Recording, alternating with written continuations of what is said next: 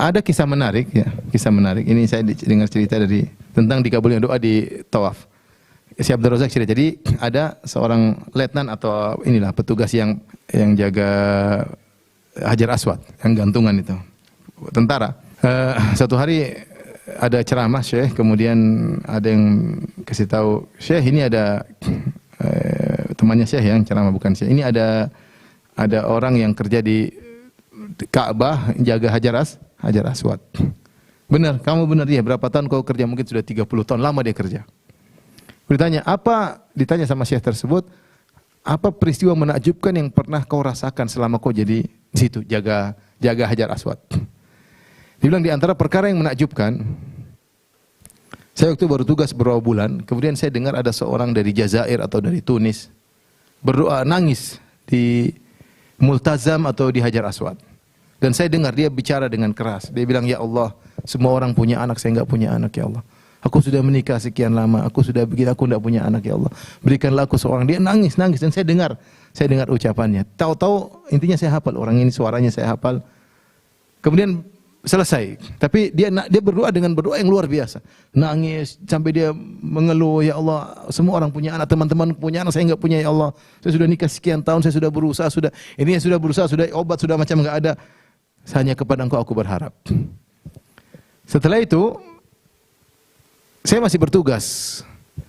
Kemudian kalau tidak salah, entah 15 tahun kemudian atau 17 tahun kemudian, saya lagi bertugas, tiba-tiba saya dengar orang berdoa dengan suara yang saya ingat sekitar 17 tahun yang lalu. Suara yang sama. Kali ini dia doanya beda. Dia bilang, ya Allah, anakku itu paling bejat, ya Allah. Dia memalukan keluarga, ya Allah. Dia tidak ada yang dilakukan kecuali menghinakan kami sekeluarga, ya Allah. Ya Allah, cabut nyawanya, ya Allah. Dia berdoa. Ketika saya lihat dia, saya ingat ini orang yang dulu 17 tahun yang lalu. Atau 15, saya lupa berapa, intinya belasan tahun yang lalu. Saya ingat suaranya dan orangnya ini. Saya langsung turun dari gantungan itu, kemudian saya tarik dia. Saya bawa pergi ke jauh. Saya bilang, apa kau doa? Bukankah kau yang 15 tahun lalu berdoa minta punya anak? Oh iya, kamu tahu, iya, kamu dulu minta anak, saya masih ingat. Sekarang kau zalim sama anakmu. Kenapa saya zalim? Dia yang nakal. Enggak, kau zalim. Kau waktu minta anak, kau tidak bilang minta anak yang soleh.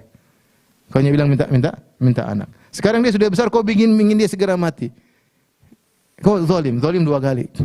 Zalim minta anak, tidak anak soleh. Kedua zalim minta agar dia mati. Berdoa sana biar dia jadi anak soleh. Kemudian dia balik, diantar langsung ke Hajar Aswad sama polisi tersebut. Kemudian dia berdoa, ya Allah, ya dia berdoa. Subhanallah, itu jam sekian. Intinya ada jam tertentu, entah sore, entah asar, entah jam tertentu. Sudah selesai, dia biarkan. Kata dia setahun kemudian, orang ini datang lagi, umroh lagi.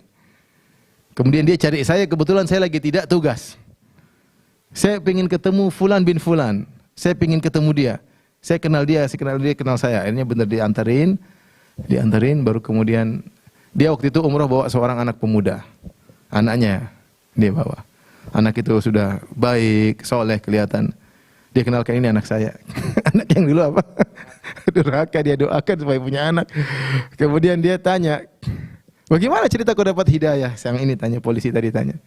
Dia bilang, subhanallah, tiba-tiba jam sekian, pukul sekian, tiba-tiba Allah memberikan hidayah sama saya. Tiba-tiba saya ingin pergi ke masjid. Itu jam itu ketika bapaknya berdoa. Ketika bapaknya berdoa di jam saat itu berbeda, ada waktu antara maghrib, antara Maroko dengan, saya lupa Maroko atau Jazair dengan apa? Dengan Arab Saudi. Tapi saat itulah ketika jam sekian itulah tiba-tiba saya langsung pingin sholat asar atau pingin sholat maghrib, saya lupa. Tapi intinya Allah langsung kabulkan ketika itu juga. Oleh karenanya kita husnudzon kepada Allah Subhanahu Wa Taala, doa yang benar kepada Allah Subhanahu Wa Taala, minta kepada Allah Subhanahu Wa Taala, insya Allah Allah berikan yang terbaik bagi kita.